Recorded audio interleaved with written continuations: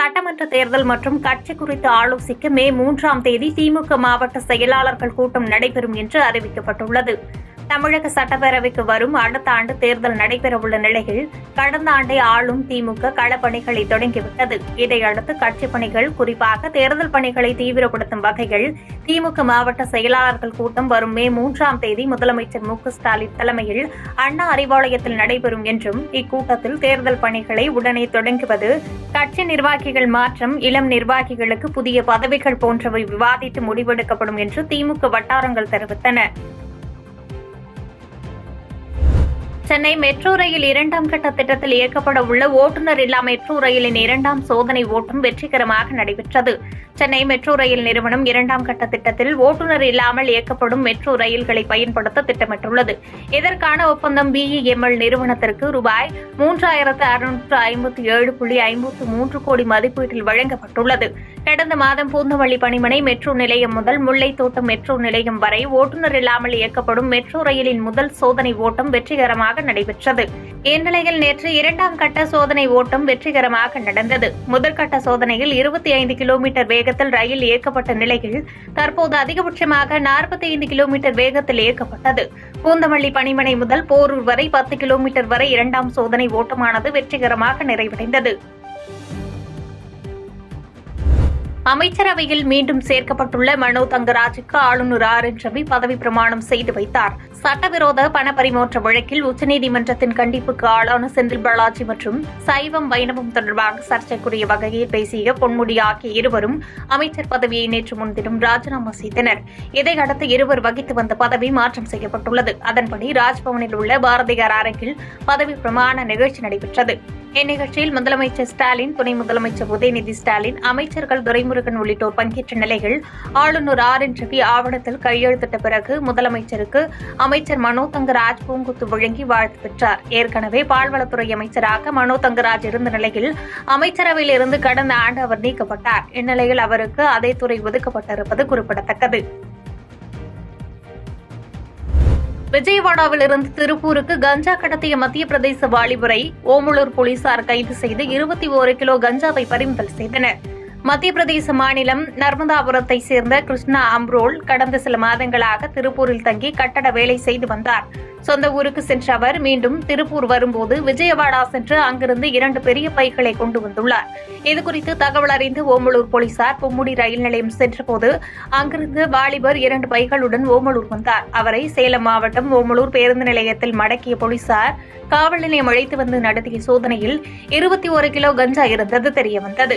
தொடர்ந்து திருப்பூருக்கு கஞ்சா கொண்டு செல்வதாக போலீசில் கிருஷ்ணா அம்ரோல் தெரிவித்தார். மேலும் அங்கு மாணவர்கள், தொழிலாளர்களுக்கு விற்பனை செய்ய கொண்டு சென்ற 20 லட்சம் ரூபாய் மதிப்புள்ள கஞ்சாவை பறிமுதல் செய்து கிருஷ்ணா அம்ரோலை சிறையில் அடைத்தனர்.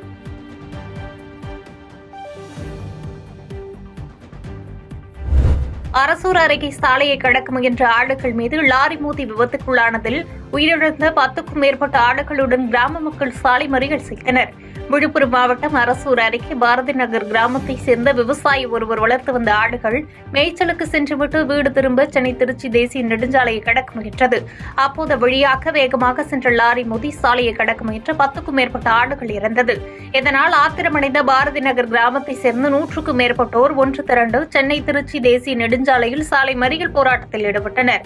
சென்னை திருச்சி தேசிய நெடுஞ்சாலையில் பாரதி நகர் பகுதியில் உயர்மட்ட மேம்பாலம் அமைத்து மனித உயிர் மற்றும் கால்நடைகளின் உயிரிழப்புகளை தடுக்க நடவடிக்கை எடுக்க வேண்டும் என வலியுறுத்தினர்.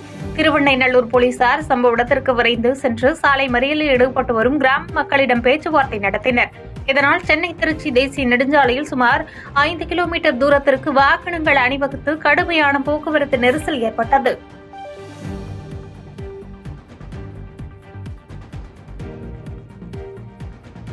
கட்சியிலிருந்து வெளியேறியவர்கள், நீக்கப்பட்டவர்கள் கொடுத்துள்ள மனுவை உடனடியாக தள்ளுபடி செய்ய வேண்டும், நிராகரிக்க வேண்டும் என்று அதிமுக முன்னாள் அமைச்சர் CV சண்முகம் வலியுறுத்தியுள்ளார். டெல்லியில் இரட்டை இலை சின்னம் ஒதுக்கும் விவகாரத்தில் தேர்தல் ஆணையம் இறுதி விசாரணைக்கு பிறகு செய்தியாளர்களை சந்தித்த அதிமுக முன்னாள் அமைச்சர் CV சண்முகம், உள்கட்சி விவகாரம் மாற்றம் தொடர்பாக விவகாரத்தில் தலையிட தேர்தல் ஆணையத்திற்கு அதிகாரம் இல்லை என்று தெரிவித்துள்ளார். மேலும் கட்சியிலிருந்து வெளியேறியவர்கள், நீக்கப்பட்டவர்கள் கொடுத்துள்ள மனுவை உடனடியாக தள்ளுபடி செய்ய வேண்டும் என்று வலியுறுத்தினார். 29A என்பது ஒரு கட்சியினுடைய உள்கட்சி விவகாரம். கட்சியினுடைய விதிகளை மாற்றங்களோ திருத்தங்களோ எந்தவித மாற்றங்கள் ஏற்பட்டாலோ அதை தேர்தல் ஆணையம் விசாரிப்பதற்கு அதிகாரம் இல்லை என்பதை தெல்ல தெளிவாக சொல்லி இருக்கிறது. உள்கட்சி விவகாரங்களை பற்றியோ அந்த கட்சிகளுடைய விதிகளை பற்றியோ ஏதாவது மாற்றங்கள் ஏற்பட்டிருந்தாலோ அதை பற்றி தேர்தல் ஆணையத்தில் யாரால் மனு கொடுத்திருந்தால் அதை விசாரிக்கிற அதிகாரம் தேர்தல் ஆணையத்திற்கு இல்லை என்பதை ஏற்கனவே பல்வேறு தீர்ப்புகளை சொல்லப்பட்டிருக்கிறது. உச்ச நீதிமன்றமும் சொல்லியிருக்கிறது. இப்போது மீண்டும் இந்த வழக்கிலே சென்னை உயர்நீதிமன்றம் அமர்வு தெளிவாக சொல்லியிருக்கிறது. உள்கட்சி விவகாரங்களிலே தலையிடுவதற்கு தேர்தல் ஆணையத்திற்கு அதிகாரம் இல்லை.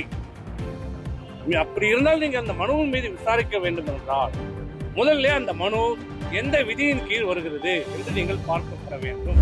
புதுக்கோட்டையில் சிறப்பு முகாம் அமைத்து திருச்சி எம்பி துரை வைகோ பொதுமக்களிடம் கோரிக்கை மனுக்களை பெற்றார்.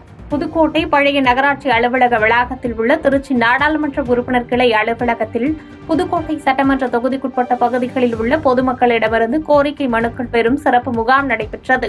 இதில் நாடாளுமன்ற உறுப்பினர் துரை வைகோ கலந்து கொண்டு பொதுமக்களிடம் கோரிக்கை மனுக்களை பெற்றுக் கொண்டு சம்பந்தப்பட்ட அரசுத்துறை அதிகாரிகள் மற்றும் அலுவலர்களிடம் அலைபேசியில் பேசி உரிய நடவடிக்கை எடுக்க வலியுறுத்தினார்.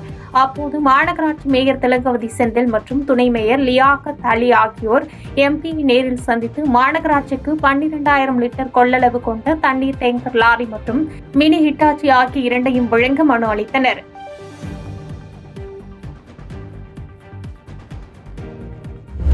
நெல்லை நாங்குநேரி அருகே விபத்தில் சிக்கி உயிரிழந்தவர்களின் உடல்கள் கன்னியாகுமரி மாவட்டம் மயிலோடு பகுதியில் நல்லடக்கம் செய்யப்பட்ட நிலையில் எம்பி விஜய் வசந்த் இறுதிச் சடங்கில் பங்கேற்றார். நெல்லை மாவட்டம் நாங்குநேரி தளபதி சமுத்திரம் தேசிய நெடுஞ்சாலையில் 2 கார்கள் நேருக்கு நேர் மோதிக்கொண்ட விபத்தில் 7 பேர் உயிரிழந்தனர். இதில் கன்னியாகுமரி மாவட்டத்தைச் சேர்ந்த ஒரே குடும்பத்தைச் சேர்ந்த 6 பேரின் உடல்கள் சொந்த ஊரான மயிரோடு பகுதியில் ஒரே இடத்தில் நல்லடக்கம் செய்யப்பட்டது.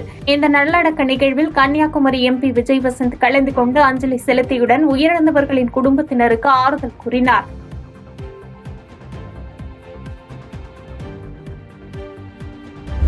மதுரை திருநகரில் நின்று கொண்டிருந்த கார் திடீரென தீப்பற்றி எரிந்த நிலையில் அதிர்ஷ்டவசமாக காரில் இருந்த இளம்பெண் உயிர் தப்பினார்.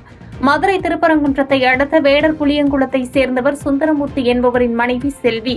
இவர் தனது மகளுடன் மதுரை திருநகரில் உள்ள தனியார் மருத்துவமனைக்கு சென்றுள்ளார். அப்போது செல்வி மருத்துவமனைக்குள் சென்ற நிலையில் மகள் பவானி காருக்குள் இருந்துள்ளார். அப்போது திடீரென காருக்குள் புகை கிளம்பி தீப்பற்றியுள்ளது. உடனடியாக சுதாரித்துக் கொண்ட பவானி காரை விட்டு வெளியேறியதால் உயிர் சேதம் தவிர்க்கப்பட்டது. இதைத் தொடர்ந்து நொடிப்பொழுதில் கார் தீப்பற்றி எரிந்த நிலையில் தகவல் அறிந்து அங்கு சென்ற தீயணைப்பு வீரர்கள் தீயை அணைக்கும் பணியில் ஈடுபட்டனர்.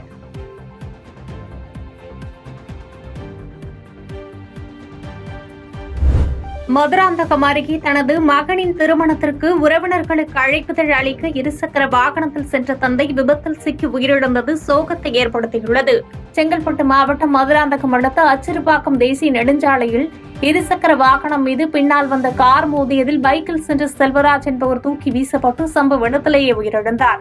தகவல் அறிந்து அங்கு சென்ற அச்சிறுபாக்கம் போலீசார் உடலை கைப்பற்றி பிரேத பரிசோதனைக்காக அனுப்பி வைத்தனர். மேலும் விபத்து ஏற்படுத்திய காரை பறிமுதல் செய்து வழக்கு பதிவு செய்து விசாரணை மேற்கொண்டு வருகின்றனர். விபத்தில் உயிரிழந்த செல்வராஜ் என்பவரின் மூத்த மகனுக்கு இன்னும் 3 தினங்களில் திருமணம் நடைபெற இருந்த நிலையில் செல்வராஜ் விபத்தில் சிக்கி உயிரிழந்தது அப்பகுதி மக்களிடையே பெரும் சோகத்தை ஏற்படுத்தியுள்ளது.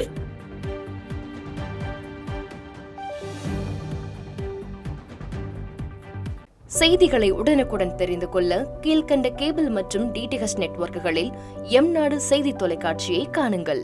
பாதகம் செய்பவரை கண்டால் நாம் பயம் கொள்ளலாகாது பாப்பா. மோதி மிதித்துவிடு பாப்பா, அவர் முகத்தில் உமிழ்ந்துவிடு பாப்பா. அண்மை செய்திகளை உடனுக்குடன் தெரிந்து கொள்ள இணைந்திருங்கள் எம்நாடு தொலைக்காட்சியுடன்.